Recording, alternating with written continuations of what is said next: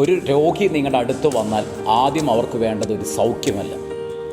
ഒരു ദരിദ്രൻ നിങ്ങളുടെ അരികിൽ വന്നാൽ ആദ്യം അവന് വേണ്ടത് സമ്പത്തല്ല. ഒരു ശപിക്കപ്പെട്ടവൻ നിങ്ങളുടെ അടുത്ത് വന്നാൽ ആദ്യം അവന് വേണ്ടുന്ന ഒരു വിടുതലല്ല. പിന്നെ എന്താണ് ആ വ്യക്തിക്ക് ആദ്യം വേണ്ടത്?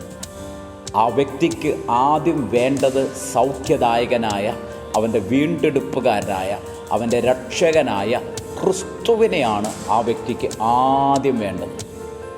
നിങ്ങൾ ചോദിക്കാതെ എന്തുകൊണ്ടാണ് ആ വ്യക്തിക്ക് ആദ്യം ക്രിസ്തുവിനെ വേണമെന്ന് പറയുന്നത്? കാരണം ഒരു വ്യക്തി നിങ്ങളുടെ അരികിൽ വന്നാൽ ആ വ്യക്തി സൗഖ്യം മാത്രം പ്രാപിച്ചിട്ട് മടങ്ങിപ്പോയാൽ ആ വ്യക്തി വീണ്ടും സൗഖ്യത്തിന് വേണ്ടി അലഞ്ഞ് തിരിഞ്ഞു നടക്കേണ്ടി വരും.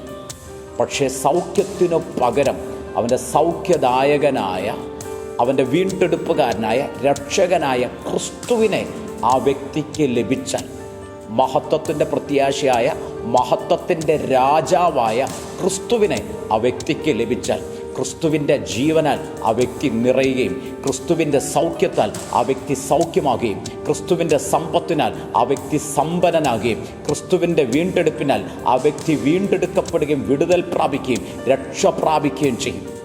ക്രിസ്തുവിനെ പ്രാപിച്ചുകൊണ്ട് ആ വ്യക്തി മടങ്ങിപ്പോയാൽ പിന്നെ ഒരു വിടുതലിന് വേണ്ടി അവൻ അലഞ്ഞു തിരിയേണ്ടി വരത്തില്ല.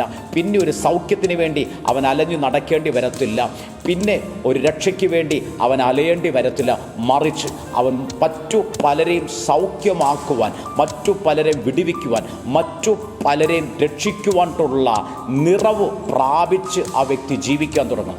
അതുകൊണ്ട് നിങ്ങളുടെ അരികിൽ ഒരു വ്യക്തി വന്നാൽ, അല്ലെങ്കിൽ നിങ്ങളാണെങ്കിലും, ആദ്യം വേണ്ടത് സൗഖ്യമല്ല, ആദ്യം വേണ്ടത് വിടുതലല്ല, ആദ്യം വേണ്ടത് ക്രിസ്തുവിനെയാണ്. ആ ക്രിസ്തുവിനെ ഇന്നൊന്ന് പ്രാപിച്ചാട്ടെ. ഇന്നത്തെ പ്രൊഫറ്റിക്കൽ വേർഡ് ഞങ്ങൾ ഡിക്ലെയർ ചെയ്യുക.